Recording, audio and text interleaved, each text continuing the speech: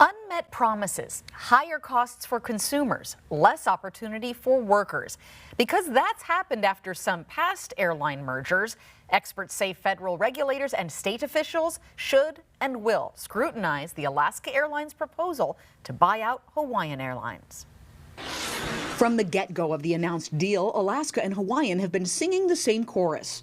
We are aligned in the way we do business, the way in which we treat our employees, our engagement and support to the communities we serve. And we all share a deep kuleana to care for our guests and the communities we serve.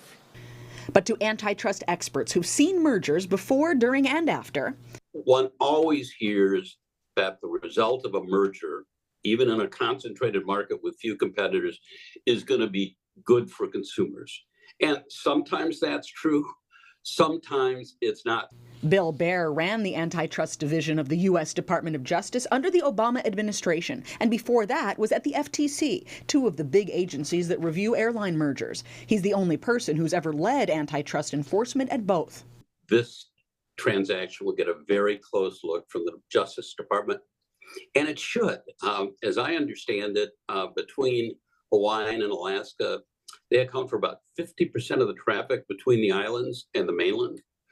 And that creates the potential for them to have a whole lot of power over pricing, over quality of service.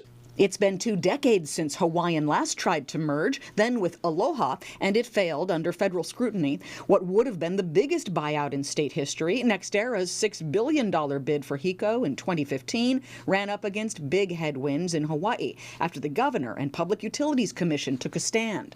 They were a traditional electric utility that was embedded in a lot of the fossil fuel-based generation. They were very clear about what's in it for their shareholders. They were very clear about what's in it for HECO shareholders, but they didn't commit to the ratepayer or to the community what it would mean if the merger happened.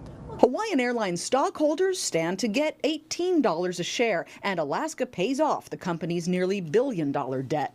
Sometimes that's true, sometimes it's not. Sometimes it's good for shareholders and not consumers. And that's really the focus of the antitrust investigation.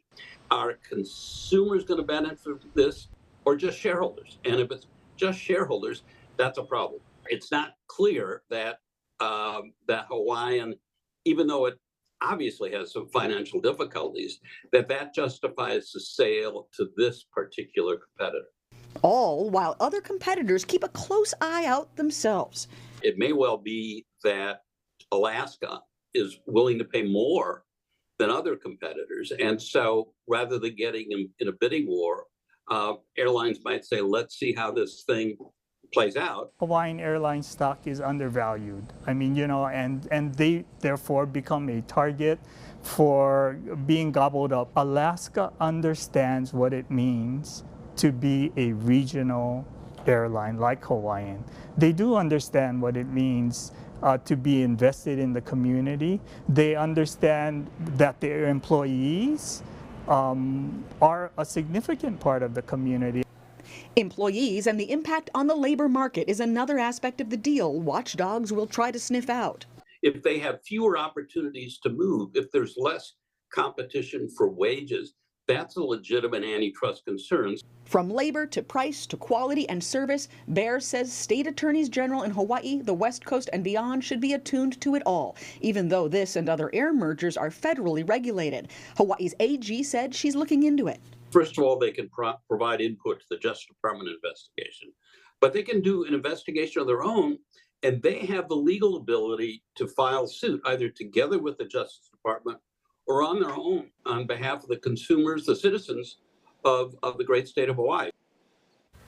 And stay with KHON2 News as we'll follow every step of this airline acquisition along the way.